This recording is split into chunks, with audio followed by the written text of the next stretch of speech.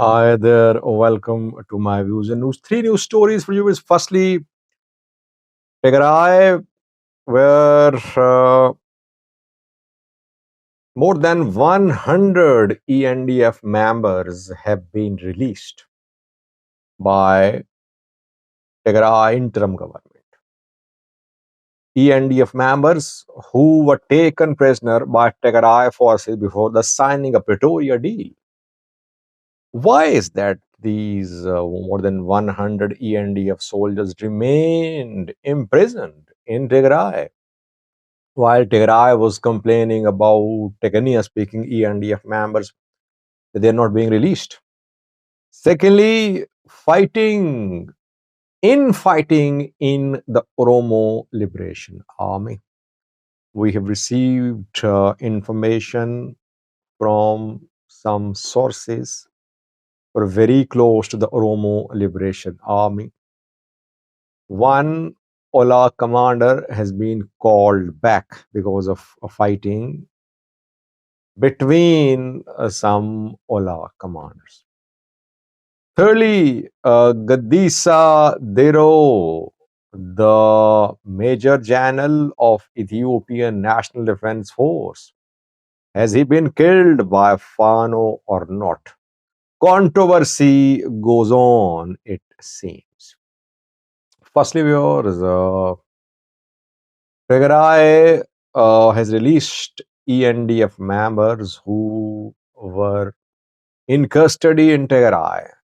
In the 2-year-long war from November 2020 till November 2022, Tigray forces captured thousands of ENDF members. Around 20,000, I think, between 15 to 20,000 ENDF members were taken prisoner by Tigray forces. Most of them were released during the war and after Pretoria. But and Tigray never shared details of how many had not been released.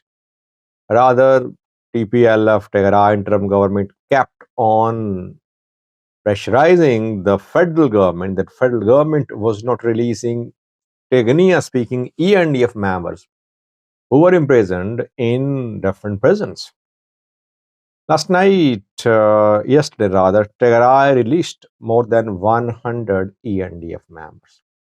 112 to be exact. Why is that? That Pretoria was signed in November 2022. It means that even after 15 months of Pretoria, these ENDF members remained in prison in Tigray. Why have they been released now? What was their crime? It is being said that these ENDF members committed some crimes. That is why they were not released with other ENDF members, but now they have been released. If they committed any crimes, it means Tigray wanted to prosecute them. Tigray could not prosecute them. Now, this release of ENDF members seems to be the result of talks between Tigray leaders and federal government representatives. The two have held meetings. We have seen that Pretoria implementation meeting was held in Addis Ababa. There, the two sides agreed to implement the deal. Then we saw that Maskantrone, Deputy Prime Minister, chaired a meeting of Tigray and Amhara leaders. The return of IDPs was discussed. After that, Kinfe Dagneo, the Tigray Major General, I think, was released from prison. And after Kinfe's release, Tigray released these more than 100 ENDF members. It means that the two sides reached a deal. We can call it prisoner swap. Kinfe released and these ENDF members released too. It means that no one will ever be held accountable for human rights abuses which happened during Tigray war, because Tigray government itself claimed. Last night, too, when Tigray Communication Affairs Bureau issued a statement, it mentioned that these soldiers were involved in crimes, but Tigray had to release them. It seems to be a deal. Maybe technically speaking, ENDF members will also be released from prisons. So it's a prisoner swap, it seems. No one will be held accountable. That is what I've been saying for 2 years. That no matter which mechanism is introduced for transitional justice, in the end, no one will be held accountable. And Tigray government said last night that these ENDF members have been released on the grounds of mercy. Did anyone ask from the family members, relatives of those who were killed? Did anyone consult that do they back granting mercy to these soldiers, or from Tigray side to no one consulted them? No one will be held accountable. You will see. Meanwhile, a key TPLF meeting is ongoing in Makale. I'll do a video. I'll speak on that in coming video. I did a video on that 2 days ago. I told you the meeting was underway. Now we'll talk about what is happening, what is being discussed at the meeting. Secondly, viewers, second news story is about the ENDF officer who was allegedly killed by Fano fighters yesterday. Fano groups made a formal claim yesterday when Marshal Sihai, Gojam Fano spokesperson, in an interview claimed that Gadisa Dero, a brigadier general of Ethiopian National Defense Force, had been killed by Gojam Fano in Digga Demot, Gojam. Now, Prosperity Party backed activists are denying, they are dismissing this claim of Fano fighters as false. Though Gadisa Dero, some say he's a colonel, others say he's a major general. He has not appeared so far, but he's likely to appear, according to Prosperity Party backed activists. So we're waiting. We'll update you once Gadisa Dero appears or military indirectly confirmed that Gadisa is alive. So far, military is silent, but military has launched its activists, those activists which have backing of military, who are backing of military, and they're saying that the news, the claim by Marshal Sihai is false. Gadisa is alive, but we're waiting for some evidence. Let's see when the government, when Ethiopian military will share the evidence about Gadisa Dero. Thirdly, viewers, infighting in the Oromo Liberation Army.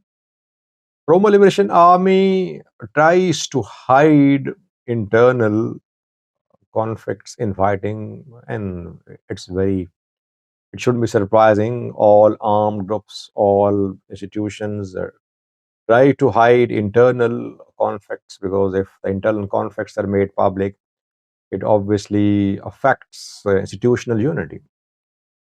I have received credible information about fighting between two OLA commanders. Shurubbe, Jal Shurubbe is an OLA commander. Kankie is another OLA commander. Reportedly, disagreements, disputes arose between these two Oromo Liberation Army commanders. And Shrubbe opened fire. There was exchange of fire between the OLA commanders. Then the central commander intervened. Komsa Dereba Jalmaro had to intervene reportedly. And what I have learned is that Shrubbe has been called back. Called back means that he was fighting in an area, leading a group on a front. He's been called back to the headquarters. He's not leading now any unit of the Oromo Liberation Army in the battlefield. He's been close to the headquarters, you can say. That is what I've been able to confirm. That Sharubbe is no more leading OLA members on a battlefront. So for the time being, it's aimed that he has been suspended, you can say. He's part of OLA. The time being, he has been suspended. And the man did not rebel, because most of the time when there is a clash between members or commanders of a group and they are suspended by central leadership, sometimes they rebel. They refuse to comply with instructions from central body. Shrubbe did not rebel reportedly, and he has been closed. He is at headquarters now. This is being confirmed to us. Try to update you. OLA members, pro-OLA sources will dismiss by news that it's fake. That's that is what I've been able to confirm. I have confirmed that from people who are very close to the Oromo Liberation Army, in touch with me for years. I said last night that I tried to contact government people regarding the death of Gadisa Dero, that had he been killed or he was alive. People said, Sajid, now it has been proven that you are in touch with the government people. I am in touch with all sides. I talk to Pano supporters, Ola supporters, government supporters. I contact, I talk to anti-Ola, anti-Vano, anti-government, anti-military, pro-military elements, pro-Tigray, anti-Tigray, pro-anti-Tigray, anti-Eritrea, from Somalia, Somaliland. I talk to people from all sides. That is how I verify information. I stay in touch. And I get information. It does not mean that I am into the particular group. No, I talk to all sides. Thank you for watching.